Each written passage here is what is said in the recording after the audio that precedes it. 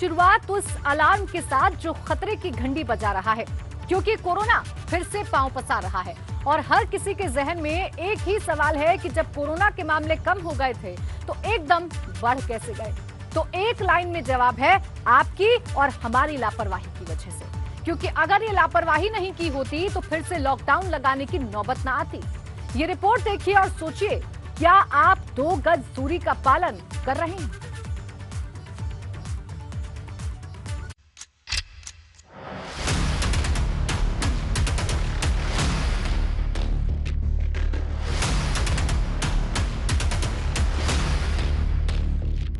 पूरे देश में आज रात 12 बजे से संपूर्ण देश में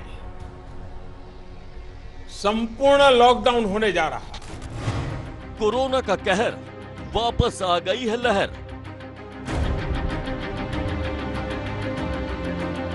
2 गज की दूरी हर वक्त है जरूरी।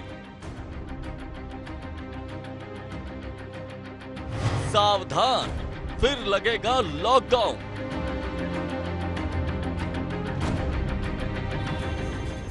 जिसका डर था वही हो रहा है। 1 साल बाद फिर से कोरोना का अटैक शुरू हो गया है। महामारी पर हम सब की लापरवाही ने सरकार के चेहरे पर एक बार फिर से शिकन की रेखाएं खींच दी हैं। भारत में तकरीबन 1.25 करोड़ लोगों को जद में लेने और 1.5 लाख से ज्यादा लोगों को बेमौत मारने के बाद कोरोना की चाल फिर से तेज हो गई है।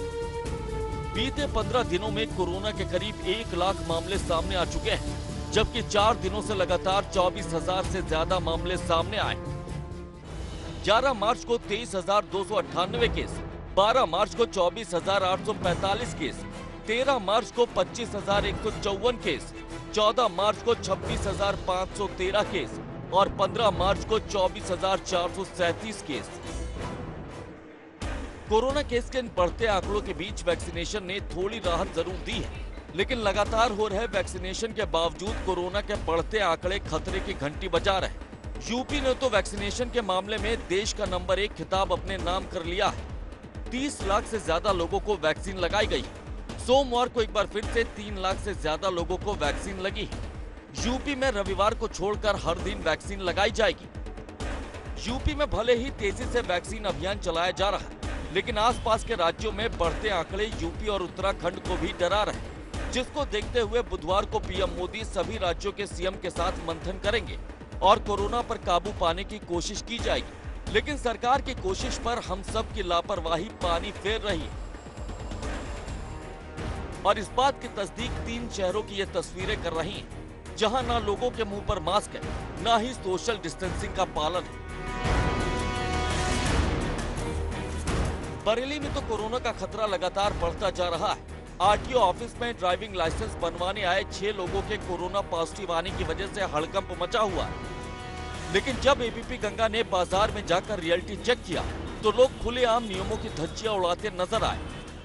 एक और कोरोना का खतरा बढ़ने लगा है तो दूसरी ओर लोगों ने एहतियात बरतना बंद कर दिया है। और हम इस वक्त मौजूद हैं बरेली के जिला अस्पताल रोड पर और आप यहां पर देख सकते हैं काफ़ी आपको भीड़ दिखाई देगी। ये काफ़ी घना मार्केट है और यहां पर कपड़ों का मार्केट है। जिला अस्पताल के किनारे किनारे काफ़ी जो फड़ वाले हैं उनका मार्केट है और यहाँ पर आप देखेंगे तो आपको तमाम ऐसे लोग हैं जो मास्क नहीं लगाए हुए हैं, यहाँ पर आपको वो नज़र आएंगे। काफ़ी भीड़ भाड़ आपको यहाँ पर नज़र आएगी। लोग मास्क लगाए नहीं हैं और कोरोना का खतरा बढ़ता जा रहा है। बरेली के बाद रियलिटी चेक की बारी थी मेरठ की, जहां कोरोना के मरीज लगातार सामने आ रहे थे। लेकिन जब बाजार में जाकर देखा गया तो यहां भी बरेली की तरह ही नियमों के साथ खिलवाड़ होता नजर आया।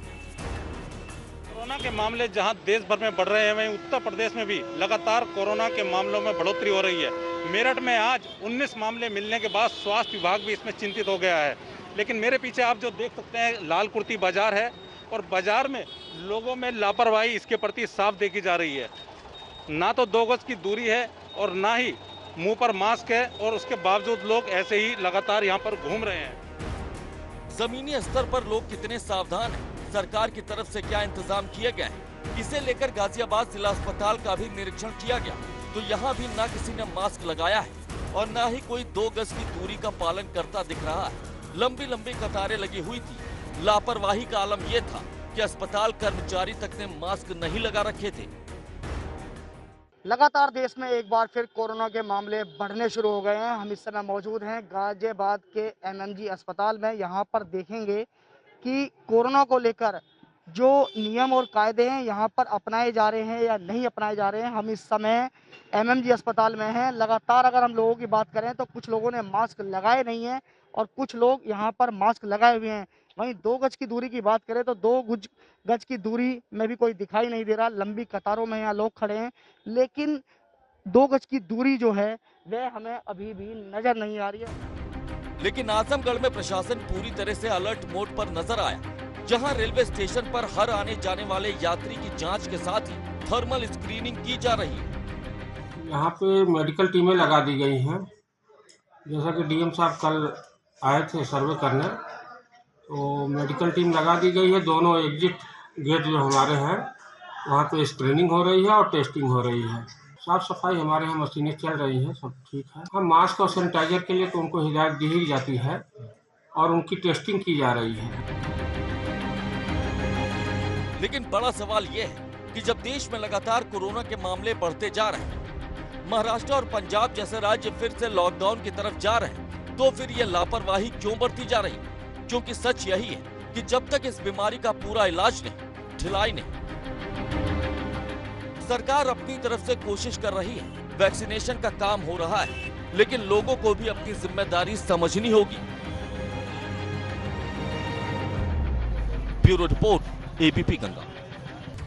और अब बात सुनिए प्रधानमंत्री की, लेकिन आगरा के अधिकारी पीएम मोदी की भी नहीं सुन रहे। दरअसल पीएम मोदी से पिछले साल एक पीड़िता ने अपने पति का इलाज कराने की गुहार लगाई थी, जिस पर पीएम मोदी ने आगरा जिला प्रशासन को आदेश दिया था कि तुरंत उस महिला के पति का इलाज कराया जाए। लेकिन आगरा के अधिकारियों ने पीएम के फरमान को हवा में उड़ा दिया।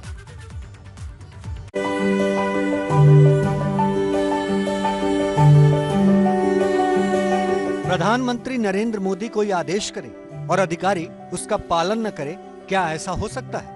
अगर आपको भी लगता है नहीं, तो आगरा चले आइए, जहां अधिकारी पीएम के आदेश को न सिर्फ हल्के में ले रहे हैं, बल्कि खुलेआम आदेश की धज्जियां उड़ा रहे हैं। क्योंकि तस्वीरों में दिख रहा यह शख्स वही राधेश्याम है, जिसकी पत्नी प्रीति से पिछले साल 27 अक्टूबर को पीएम मोदी ने वर्चुअल संवाद के जरिए प्रधानमंत्री स्वनिधि योजना के अंतर्गत मिले 10,000 की धनराशि से जिंदगी में आए हुए बदलाव को लेकर बात की थी। इस बातचीत के दौरान ही प्रीति ने पीएम मोदी से अपने पति के इलाज के लिए गुहार लगाई थी। प्रीति ने बताया था कि उसके पति राधेश्याम को पैर में समस्या है और उसे तुरंत इलाज की जरूरत है। उस वक्त प्रीति की आपबीती सुन पीएम मोदी ने तुरंत आगरा के जिला प्रशासन को निर्देश दिया था कि प्रीति की समस्या को सुना जाए और उसके पति का इलाज कराया जाए। लेकिन आगरा के अधिकारियों ने पीएम मोदी की बात को एक कान से सुना, दूसरे से निकाल दिया। जबकि पीएम मोदी के आदेश को करीब 5 महीने बीत गए, पर राधेश्याम का इलाज नहीं हुआ।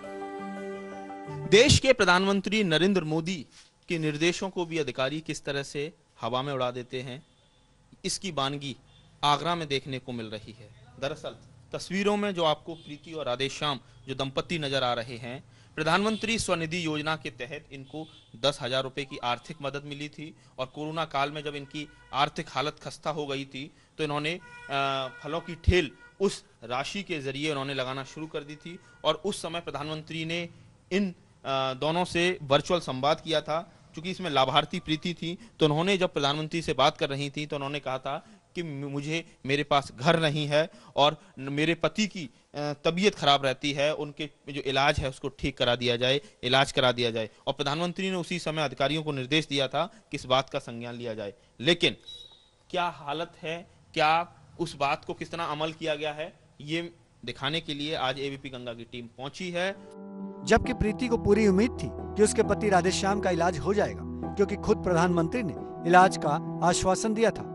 सर कुछ नहीं है सर, वो कहते हैं ना कि दिखावा है सारा और कुछ नहीं है सर। मुझे जब मैंने प्रधानमंत्री जी से बात की थी तो उसके दौरान मुझसे एक डील करी गई थी कि जो आपको धनराशि दी जाएगी उसे वो आपको वापस करना पड़ेगा। मैंने सोचा ठीक है। मकान तो सर मकान, लेकिन सबसे बड़ी बात ये है कि मैंने जब प्रधानमंत्री से बात की थी तो उनसे दवाई लगाई थी कि सर मेरे पति के दिक्कत है पैर में, लेकिन उसके बारे में कुछ सुनवाई नहीं हुई। 3 बेटियों और 1 बेटे का बाप राधेश्याम पैर की समस्या से इतना परेशान है कि उसका दर्द उसे सहन नहीं होता। हाल ये है कि एक पैर की उंगली कट जाने के बाद दूसरे पैर की उंगलियों की नसें भी ब्लॉक होना शुरू हो गई हैं। पैसे की तंगी इतनी है कि खुद से इलाज भी नहीं करा सकता। कि प्रधानमंत्री की मंशा क्या है, वो एक तरफ आयुष्मान योजना चला रहे हैं, उनका ये कहीं ना कहीं ये सपना है कि हर गरीब को सस्ता इलाज मिले, अच्छा इलाज मिले। और यही वजह है कि जब राधेश्याम की पीड़ा प्रीति ने बताई तो उस दर्द को उन्होंने समझा और उसी समय उस वर्चुअल संवाद में ही कहीं ना कहीं अधिकारियों को स्पष्ट निर्देश दिए कि इस बात का संज्ञान लिया जाए। जिलाधिकारी इस दिन पहुंचे, कर्तव्यों की इत्श्री की, लेकिन आज भी ये इस इलाज के लिए, अदद इलाज के लिए पूरी तरह से कहा जाए बांट जो रहे हैं। इनको इलाज मिलना चाहिए, इनकी जो तकलीफ है पैर की वो भी लगातार बढ़ रही है और दूसरे पैर की जो नसें हैं वो भी लगातार अब ब्लॉक होना शुरू हो गई हैं, काम पर नहीं जा पा रहे हैं। लेकिन जिस तरह से निकलकर बात सामने आई है, कहीं ना कहीं प्रधानमंत्री के जो निर्देश हैं उसको भी आगरा का जिला प्रशासन बड़े हल्के से ले रहा है। और ऐसे में इस बात को देखना जरूरी है कि किस तरीके से प्रधानमंत्री के जो निर्देश हैं और उसको अगर जिला प्रशासन हल्के में ले रहा है तो क्या कार्रवाई बनती है। इतना ही नहीं, प्रीति और राधेश्याम का प्रधानमंत्री आयुष्मान योजना का कार्ड भी नहीं बना है जिसके जरिए वो इलाज करा सके।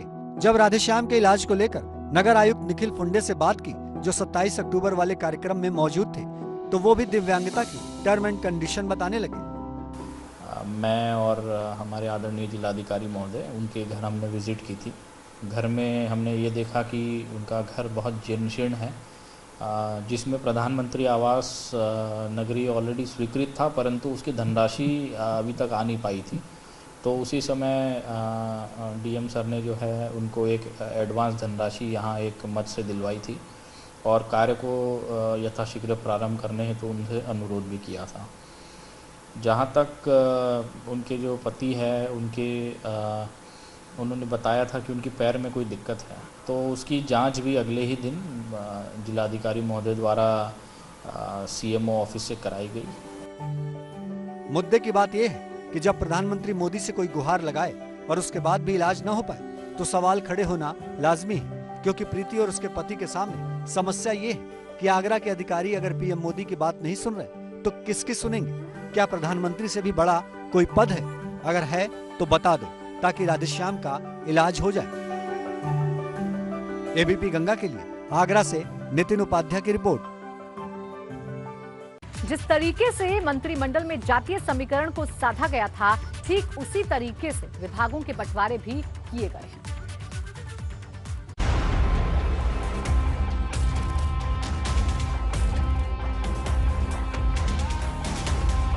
लंबे समय से जिस बात का इंतजार पूरे उत्तराखंड को था, उसका ऐलान हो गया है, क्योंकि तीरथ कैबिनेट के ऐलान को 4 दिन हो गए थे, पर अभी तक उनके विभागों का ऐलान नहीं हुआ था। लेकिन लंबे मंथन के बाद मंगलवार को तीरथ सिंह रावत के मंत्रियों में विभागों का बंटवारा हो गया है, जिसमें बंशीधर भगत को संसदीय कार्य मंत्रालय का विभाग दिया। आपको बता दें कि बंशीधर भगत संघ से जुड़े रहे हैं और उत्तराखंड की राजनीति में उनका एक बड़ा कद है। इसका अंदाजा इस बात से लगा सकते हैं कि बंशीधर भगत कई बार सरकार में मंत्री रह चुके हैं। दूसरा नंबर है हरक सिंह रावत का, जिन्हें वन एवं पर्यावरण मंत्रालय मिला है। करीब 4.5 साल पहले कांग्रेस छोड़ भाजपा का दामन थामने वाले हरक सिंह रावत तीरथ सरकार से पहले त्रिवेंद्र सरकार में भी मंत्री रहे। ये पिछले साल उस वक्त चर्चा में आ गए थे जब इन्होंने अगला विधानसभा चुनाव न लड़ने का ऐलान कर सूबे की सियासत में हलचल पैदा कर दी थी। तीसरा नाम यशपाल आर्य का है, जिन्हें परिवहन मंत्रालय मिला है। यशपाल आर्य पहले कांग्रेस में थे। चौथा नाम गणेश जोशी का है, जिन्हें औद्योगिक विकास मंत्रालय मिला है। विधायक गणेश जोशी मंत्री परिषद की शपथ के दौरान भावुक हो गए थे। उनके रोने का वीडियो सोशल मीडिया पर खूब वायरल हुआ था। पांचवा नाम सतपाल महाराज का है, जिन्हें सिंचाई विभाग मिला है। आपको बता दें, सतपाल महाराज का नाम सीएम पद की रेस में भी था। सुबोध उनियाल को कृषि मंत्रालय की जिम्मेदारी दी गई है। जब त्रिवेंद्र रावत की कुर्सी गई, उसका सुबोध उनियाल ने खुलकर विरोध किया था। सातवां नाम धन सिंह रावत का है, जिन्हें सरकार में आपदा प्रबंधन मंत्रालय मिला है। आपको बता दें, तीरथ सिंह रावत के सीएम बनने से पहले जो नाम सीएम की रेस में थे, उनमें धन सिंह रावत का नाम सबसे ऊपर था। आठवां नाम स्वामी यतीश्वरानंद का है, जिन्हें गन्ना एवं चीनी मंत्रालय मिला है। वहीं अरविंद पांडे को शिक्षा विभाग मिला है। अब अरविंद पांडे पर सूबे की शिक्षा व्यवस्था को दुरुस्त करने की जिम्मेदारी होगी। विशन सिंह को सरकार में पेयजल विभाग मिला है। डीडी हाट क्षेत्र से 5 बार के विधायक विशन सिंह चुफाल वरिष्ठ नेता हैं। रेखा आर्या को महिला सशक्तिकरण मंत्रालय की जिम्मेदारी दी गई। ये तीरथ सरकार में एकमात्र महिला मंत्री है। मतलब साफ है, जिस तरीके से मंत्रिमंडल में जातीय समीकरण साधा गया, उसकी झलक विभागों के बंटवारों में भी देखने को मिली। लेकिन ये अपनी जिम्मेदारी को कैसे निभाते हैं, ये देखना होगा, क्योंकि इनके पास वक्त कम है और काम ज्यादा है। Bureau report, ABP Ganga.